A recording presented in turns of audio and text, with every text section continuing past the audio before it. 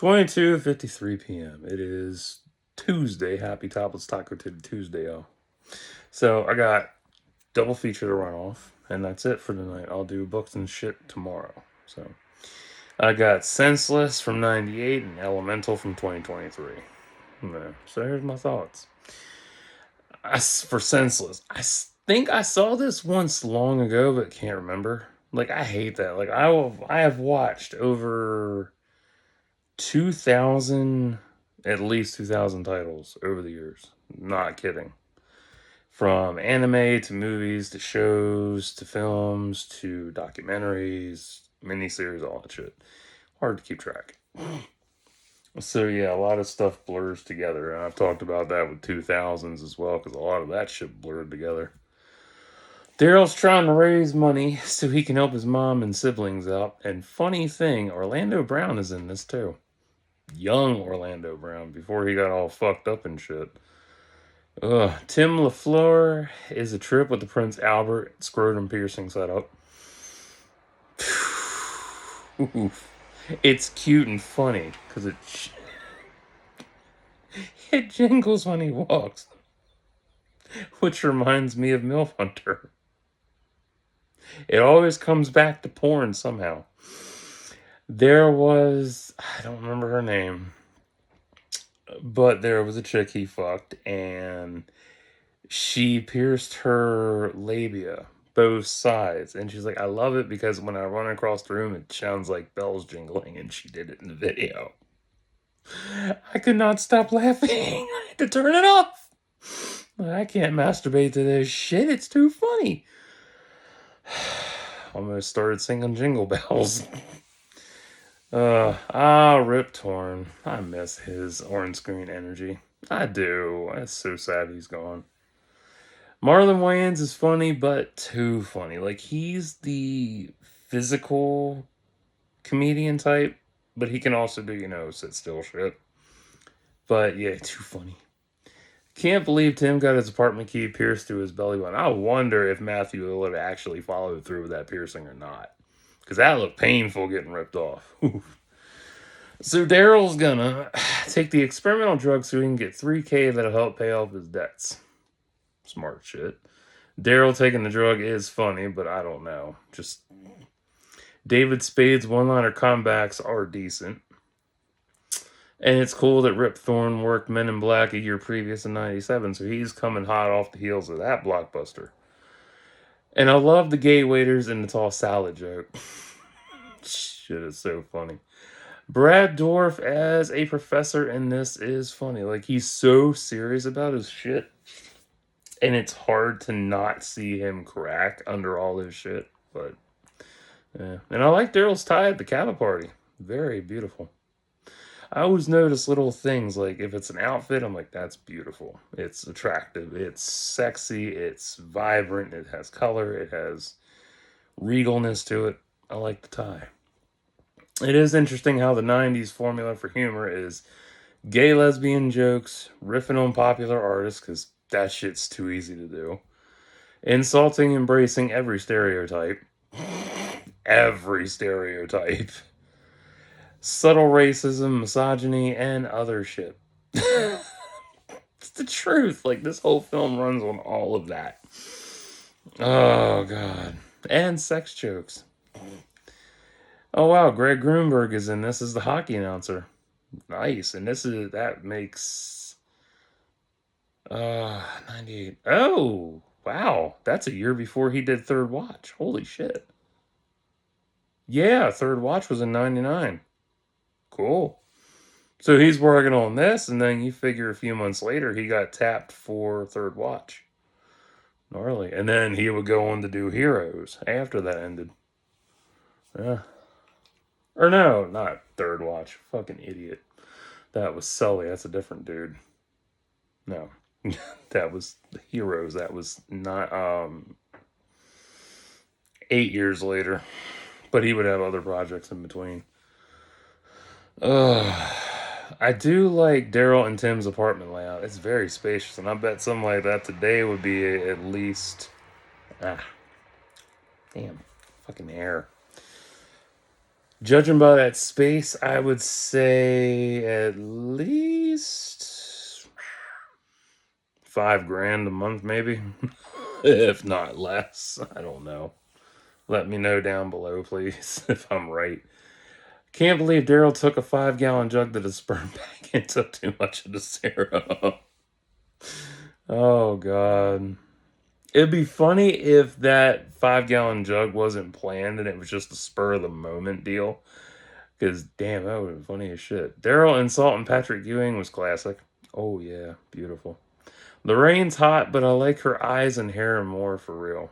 Nah, fuck her tits, fuck her ass, whatever. I like everything above that. Lorraine trying to seduce Daryl was funny. Tim called Addicts Anonymous because he thought Daryl was on drugs. Dumb motherfucker. Daryl asking if Mr. Tyson is dipping in the chocolate when he finds out Janice is his daughter. That shit is so funny. The smile Mr. Tyson gives, funny as shit. I did see this ages ago because I remember the gold suit Daryl got, but I don't remember him getting mugged though. Gotta say, Daryl's smart keeping 50 in his sock just in case. Like, that's smart. If you ever run out of money, always keep an extra bit on you somewhere. That way you know it's there. It's emergency money. And Daryl got junior analyst after working a year in the mailroom. And shit, Sherman Hemsley. Love that man. I miss him too. I used to watch reruns of Amen back then. Not the Jeffersons. I watched Amen. I know about the Jeffersons and shit. And man, them reruns of Amen were a trip. Missed that shit. I haven't watched that in ages, but I don't feel like sitting through it. Disappointed the DVD didn't have caps. I hate that. I like my closed captioning. It helps me learn new words.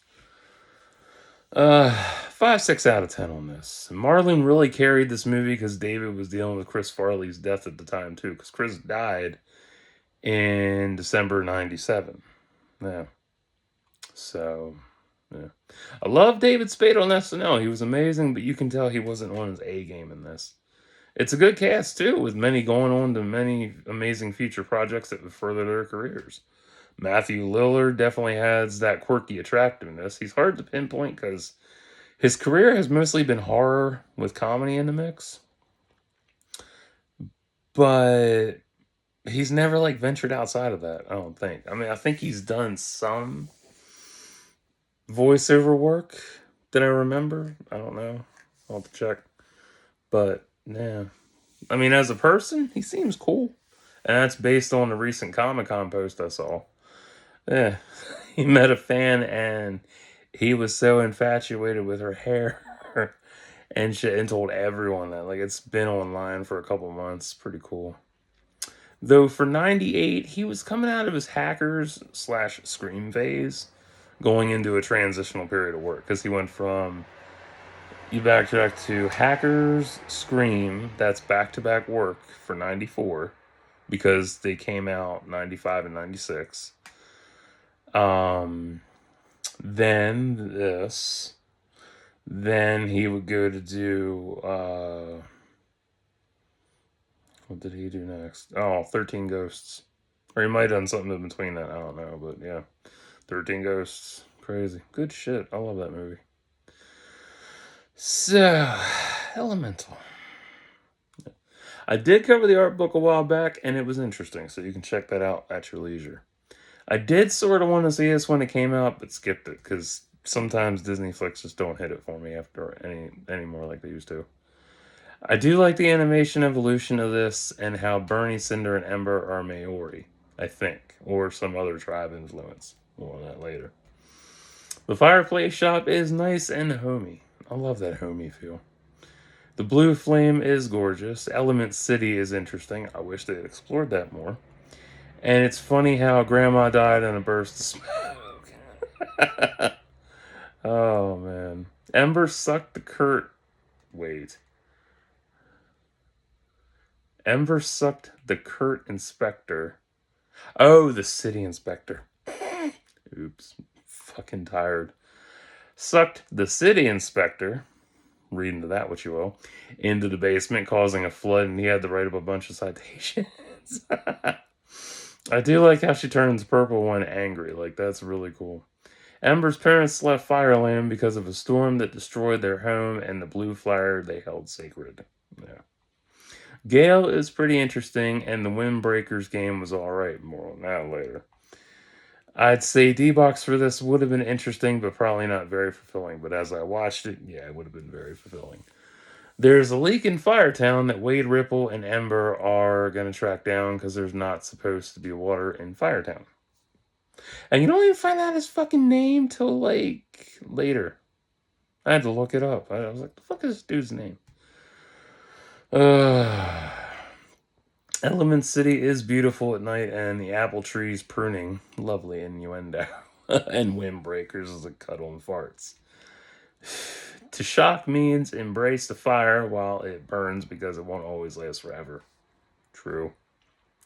I like the name Vivisteria for the plant and how it can thrive in any element without dying. That's cool. Because there are a lot of plants and species that thrive in any environment no matter what. Her and her father being banned from seeing the plant, total discrimination. I mean, there's a lot of elements in this literally based on the title. It plays into discrimination, it plays into Zootopia. Oh, yeah, definitely Zootopia. With how that just played on every stereotype, but actually explained it. It has you have the kid gloves with it and the adult with it too. So I like that. Ember and Wade fixed the problem, which was a hole in the water wall, canal wall, actually. The city crew won't help because he got cement dust on them. Dumbass. Ember breaking down at the beach to Wade over failing as a daughter to them is understandable. You know, you grow up seeing your parents build something from scratch after abandoning their homeland. It's really something. Yeah. Oh, motherfucker. I feel pretty. And it's very gnarly how Ember fixed the hole with tempered glass since sand superheated turns into glass. So you get science in this shit too. Awesome. And the Vivisteria flower she made out of glass is beautiful. Glad Wade saved it. Reminds me of the pink rose Brittany got me June this year. Yeah. Also amazing how she could change colors with crystals too. Like that would have been nice to explore, but oh well. Ember meeting Wade's parents was good. The crying game was funny, but also eye-opening with Wade wanting to be close to Ember, but they can't because they're different. Yeah. So you got your segregation shit going on too. And that is a beautiful glass picture she made. I wouldn't mind having that. It's so beautiful. Ember's mom versus the old busboy was funny. That was so good. Like, damn. I mean, she took him to the fucking limit. Oh my. It's amazing how Ember and Wade are a match for each other because he can reflect her light. Like that was beautiful. Ember's temper has been flaring because she doesn't want to take over her father's shop because that means sacrificing her life for his dreams. Yeah, a lot of kids will do that, especially if they come from a very strict family. Like if they're either traditionalists, Catholic, uh, pure blood, uh, university bred, all that shit. Like yeah, they'll want to do that, and they'll give it up easily. It happens. But since we've evolved as some of society has evolved since then. Some of them have learned to say no. I want to do my own shit. But yeah, some of them traditionalists hard to break that. When her dad left Fireland, he gave his father the bakso, the big bow, the highest form of respect. Though his father did not give him his blessing. Damn shame on that. Oh, Ember's dad made her her own sign that says Ember's fireplace. And that was so cute. Wade and Gale help Ember see the Vivisteria. That was beautiful. That was just a great sequence. I loved it. Ember and Wade touching and dancing, absolute highlight of the movie. So good. The tempered glass didn't hold and broke, letting water flood through. You know, I actually thought the Vivisteria was the villain going into this. Yeah. I did, like, given how the flooding happened and shit, and he keeps tasting like, motor oil. I'm like, why does it taste like motor oil? Is that what the roots taste like when it bleeds? I don't know. But yeah, I thought it was a fucking tree. Plot twist, it wasn't. And I like Ember's scooter, too. The grand reopening ended up failing because Dad found out the truth about her and Wade. The whole Fire-ish language makes me think they're based on the Irish, but it feels more Maori mixed with Japanese or even Taiwanese culture. More on that in a little while. It's just the way they carry themselves. Seriously. Wade's family goodbye before the flood was funny, especially with the painting of him awash with sadness holding a flower.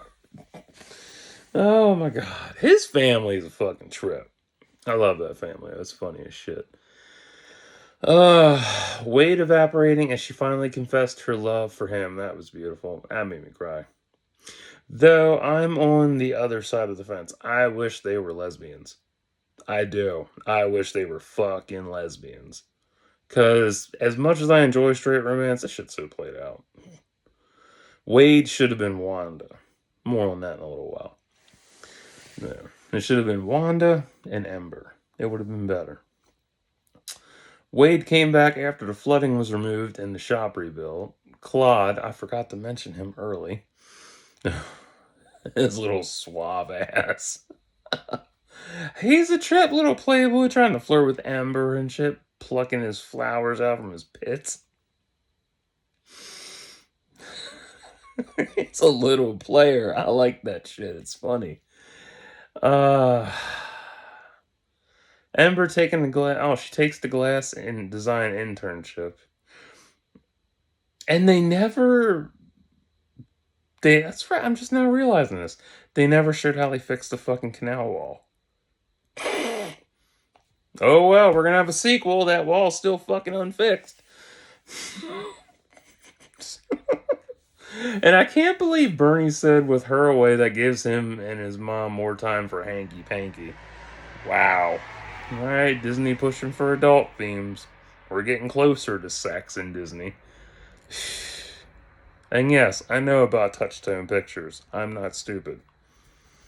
The way Bernie and Cinder look at Ember, I wish my parents looked at me that way sometimes, but it'll never happen. I actually took a picture of that because I want to see that look sometime. They did the big bow to each other. That was beautiful. And this movie is heavier than Wall-E. It really is. This is Vietnamese inspired. I thought it was Maori. I was way off. Yeah, because I watched the credits. And I was like, oh, they were inspired by Vietnamese culture. Cool.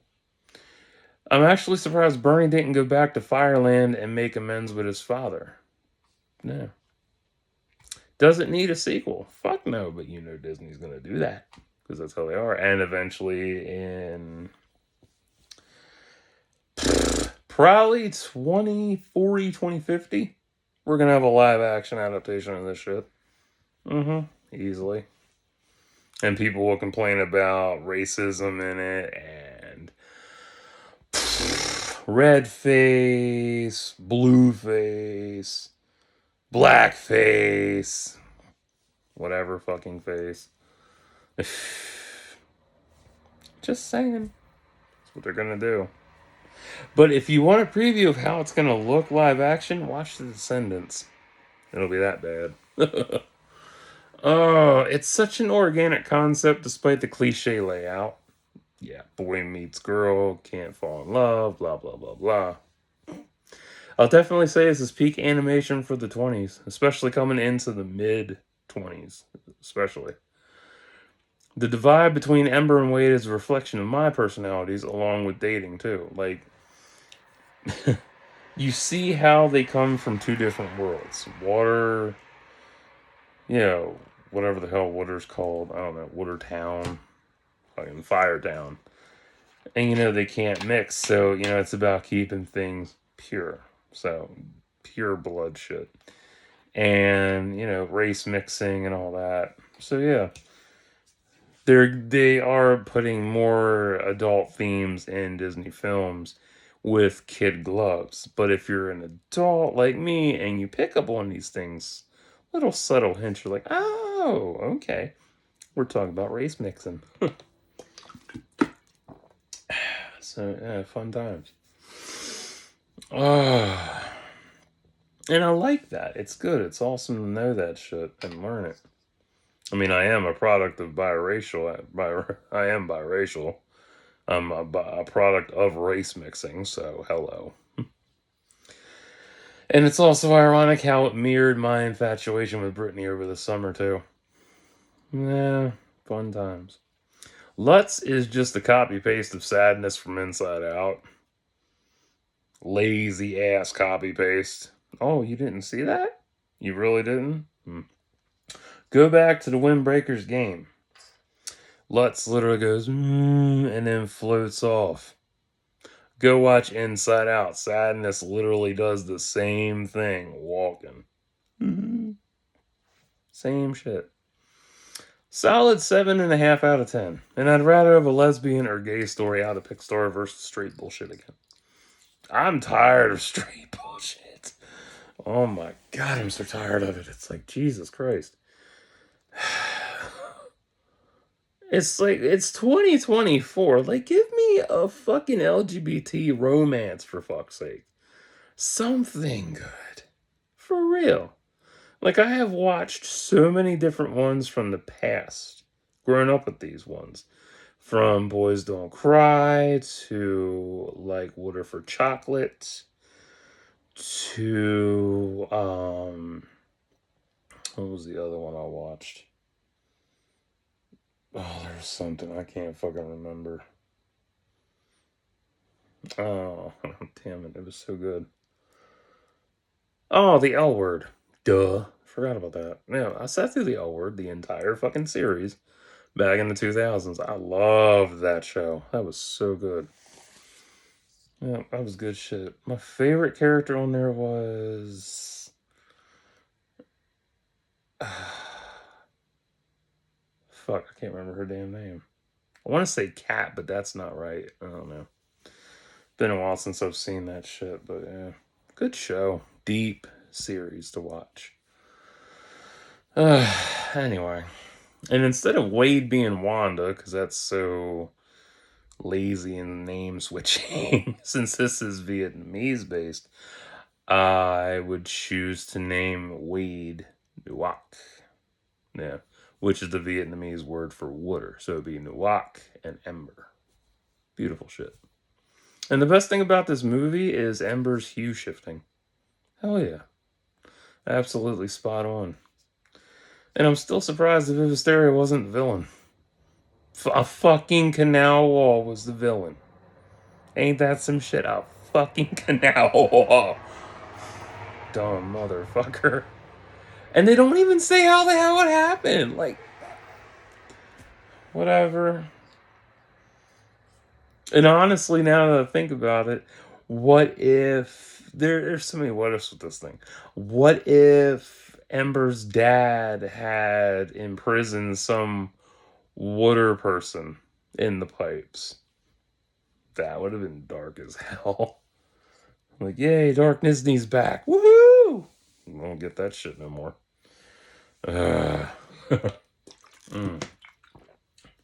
But yeah, I mean, all these Pixar films are copy and pastes of each other. They really are. If you can point out a character, I guarantee you go back, rewatch one of the older ones, you're like, oh, same layout. But it would have been interesting to see an evil fucking tree. Just saying. And it's also odd why they didn't drain the garden center out so everyone could see the tree again. It's beautiful underwater, but I don't know. So between the two of these, which is the best? Elemental wins hands down. Senseless is good, but yeah, I can take it or leave it. Elemental really hit the high notes for me. And I was surprised about that because I was already in a bad mood before I started watching it. So I'll have to do a vid about that. tomorrow, because I don't feel like running off tonight, because I don't get all sad again and shit. So, yeah. So, if you don't like Disney, you don't like the Wayans, you don't like Marlon Wayans, you don't like David Spade, you hate comedy, it's not for you. If you don't like romance, that's cool too. I don't like romance that much, even though I'm a wizard at writing it, whether it's straight or gay. Yeah, fun stuff. It's so easy to write LGBT romance because all you have to do is literally just switch shit. Ain't that hard. So, if you don't like the cast, the crew, directors, writers, all that good jazz, it's not going to be up your alley. You're going to hate the hell out of this and you're going to be so angry. But if you want to try these out, see if they make you feel better or perk up your mood, go for it. So, like I said, I'll be back tomorrow and I will have book reviews. I'll go over what made me sad Monday. So, yeah. So, till next time, like and subscribe for thoughts and prayers.